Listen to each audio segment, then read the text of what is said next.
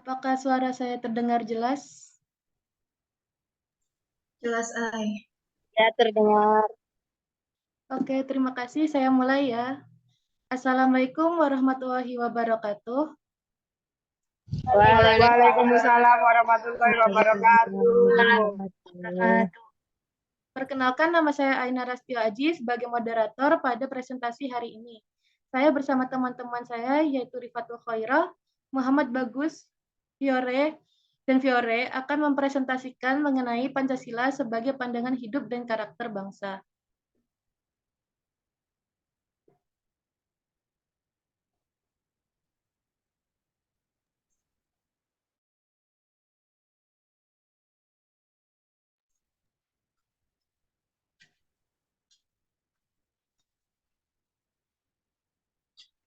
Baik, izin melanjutkan Ainara.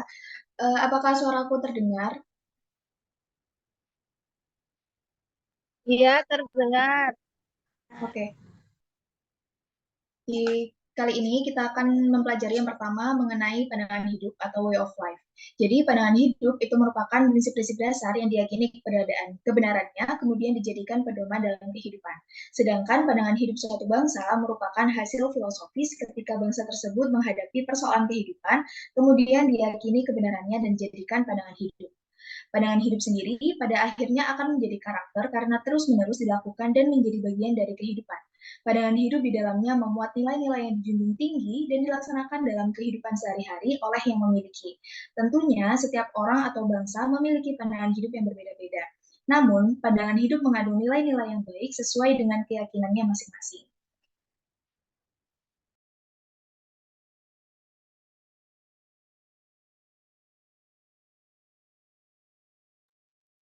Masalah yang akan dibahas pada pertemuan kali ini, yang pertama, pengertian dari pandangan hidup. Yang kedua, Pancasila sebagai pandangan hidup bangsa. Dan yang ketiga, Pancasila sebagai karakter.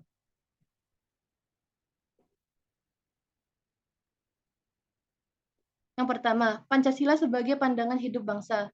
Pancasila merupakan prinsip-prinsip dasar yang diyakini kebenarannya dan kemudian dijadikan sebagai pedoman hidup bagi setiap warga negara Indonesia. Nilai-nilai Pancasila diyakini kebenarannya oleh bangsa Indonesia dan kemudian dijadikan sebagai pedoman hidup bagi perilaku setiap warga bangsa Indonesia. Pancasila dibentuk dari adat istiadat masyarakat Indonesia. I.R. Soekarno menegaskan bahwa beliau bukanlah pencipta dari Pancasila, tapi hanya menggali dari bumi Nusantara. Maksud dari kalimat beliau adalah Pancasila sudah ada dan tumbuh dalam masyarakat Indonesia jauh sebelum Pancasila itu muncul. Norma moral sila pertama. Sila pertama yang berbunyi ketuhanan yang Maha Esa mewajibkan seluruh masyarakat Indonesia untuk menganut sebuah agama.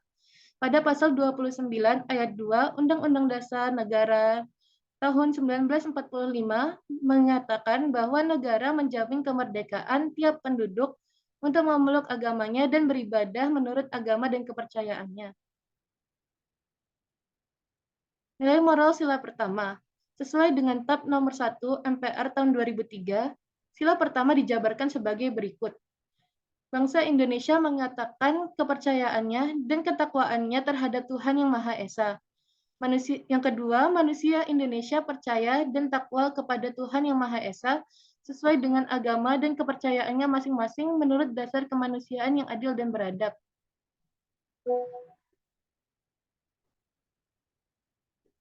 Yang ketiga, membina kerukunan hidup di antara sesama umat beragama dan kepercayaan terhadap Tuhan Yang Maha Esa. Yang keempat, mengembangkan sikap hormat, menghormati dan bekerja sama antar pemeluk agama dan penganut kepercayaan yang berbeda-beda terhadap Tuhan Yang Maha Esa. Yang kelima, agama dan kepercayaan terhadap Tuhan Yang Maha Esa adalah masalah yang mengangkut hubungan pribadi manusia dengan Tuhan Yang Maha Esa. Yang keenam, mengembangkan sikap saling menghormati kebebasan, menjalankan ibadah sesuai dengan agama dan kepercayaan masing-masing. Yang terakhir, tidak memaksakan suatu agama dan kepercayaan terhadap Tuhan Yang Maha Esa kepada orang lain. Selanjutnya akan dibahas oleh Bagus.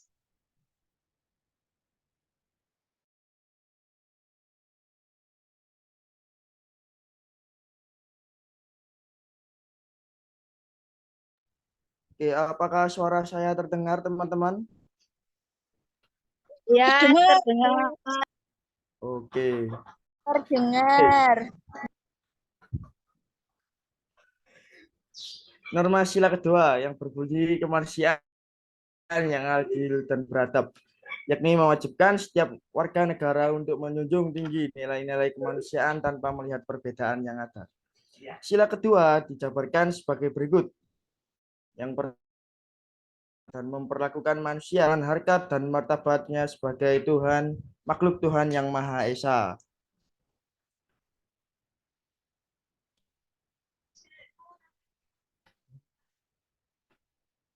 Selanjutnya, bisa di next.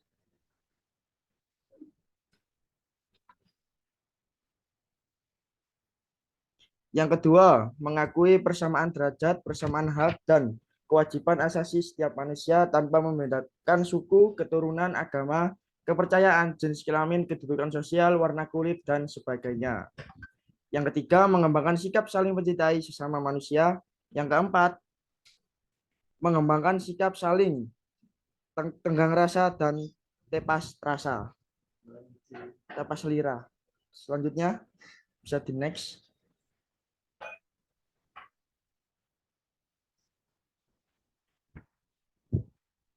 Yang kelima, mengembangkan sikap tidak semena-mena terhadap orang lain. Yang keenam, menjunjung tinggi nilai-nilai kemanusiaan. Yang ketujuh, gemar melakukan kegiatan kemanusiaan. 8, berani membela kebenaran dan keadilan. Yang kesembilan, umat manusia. Dan yang terakhir, mengembangkan sikap hormat, menghormati, dan bekerja sama dengan bangsa lain.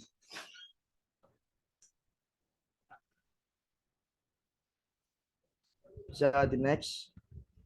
Ya. Selanjutnya saya akan menjelaskan tentang norma moral sila ketiga yang berbunyi Persatuan Indonesia yang mengisyaratkan keinginan yang kuat dari para pendiri negara bahwa negara harus didasarkan atas kehendak untuk bersatu dari seluruh elemen bangsa. Kehendak untuk bersatu inilah yang menjadi syarat bagi terbangnya suatu bangsa, dan puncak kesadaran nasional untuk bersatu yakni dikemukakan dalam Kongres 2 Pemuda Indonesia pada 28 Oktober 1928 yang berbunyi bertanah air satu, tanah air Indonesia, berbangsa satu, bangsa Indonesia, dan berbahasa satu, bahasa Indonesia.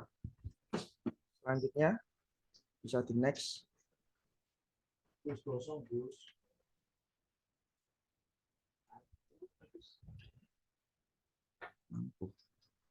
Oke, sila ketiga bisa dijabarkan dalam bentuk acuan, bersikap, dan perilaku sebagai berikut.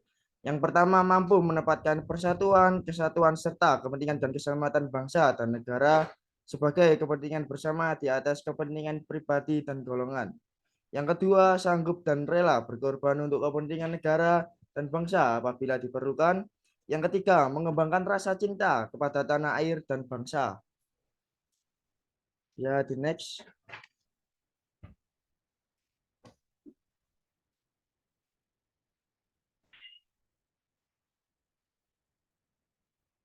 Yang keempat, mengembangkan rasa kebangsaan, berkebangsaan, dan bertanah air Indonesia. Yang kelima, memelihara ketertiban dunia yang berdasarkan kemerdekaan, perdamaian abadi, dan keadilan sosial. Yang keenam, mengembangkan persatuan Indonesia atas dasar Bhinneka Tunggal Ika. Dan yang terakhir, memajukan pergaulan demi persatuan kesatuan bangsa.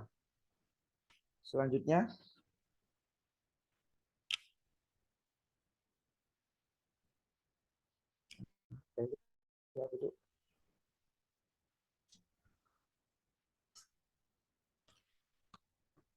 Selanjutnya yakni norma moral sila keempat. Sila keempat yakni kerakyatan yang dipimpin oleh hikmat kebijaksanaan dalam permusyawaratan perwakilan.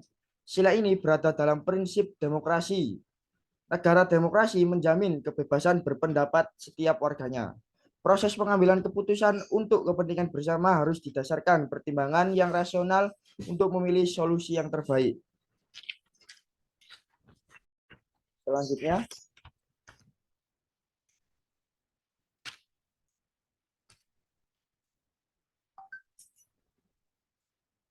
Sila keempat bisa dijabarkan dalam bentuk acuan, bersikap, dan berperilaku sebagai berikut. Yang pertama, setiap warga negara dan masyarakat Indonesia mempunyai hak, kedudukan, dan kewajiban yang sama. Yang kedua, tidak boleh memaksakan kehendak orang lain. Yang ketiga, mengutamakan musyawarah untuk kepentingan bersama. Yang keempat, musyawarah untuk mencapai mufakat dengan menghormati dan menjunjung tinggi keputusan sebagai hasil musyawarah. Bisa di next.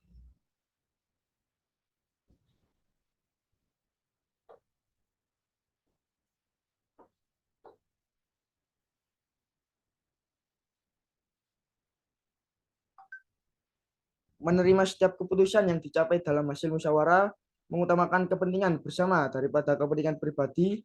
Musyawarah dilakukan dengan akal sehat, keputusan yang diambil harus bisa dipertanggungjawabkan, dan yang terakhir memberikan kepercayaan kepada wakil-wakil yang dipercayai. Selanjutnya,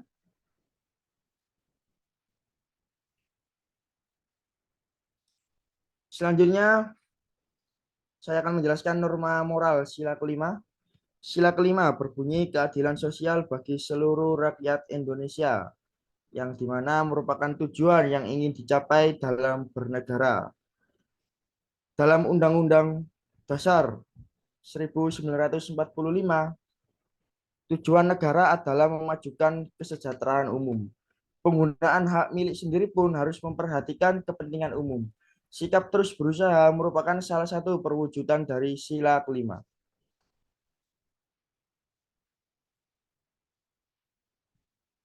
Next.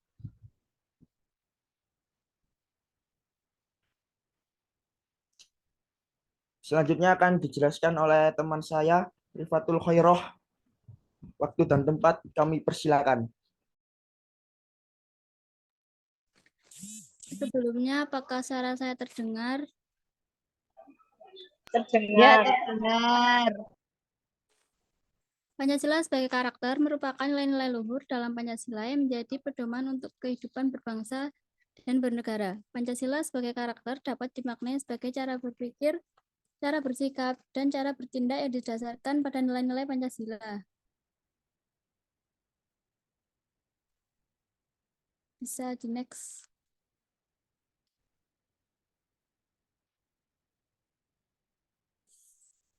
Pancasila sebagai karakter tidak cukup hanya diwacanakan, tapi harus diwujudkan dalam sikap dan perilaku sehari-hari.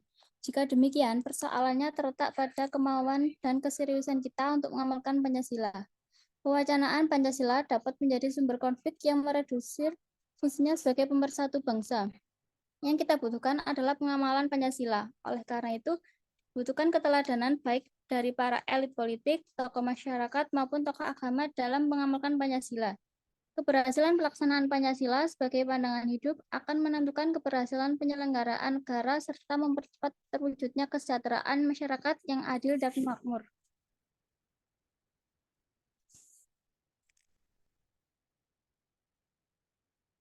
Jadi kesimpulannya yaitu salah satu fungsi penting dari adanya Pancasila adalah sebagai pandangan hidup dan karakter bangsa. Hal itu berarti Pancasila menjadi pedoman dalam menghadapi berbagai persoalan yang muncul di antara masyarakat Indonesia.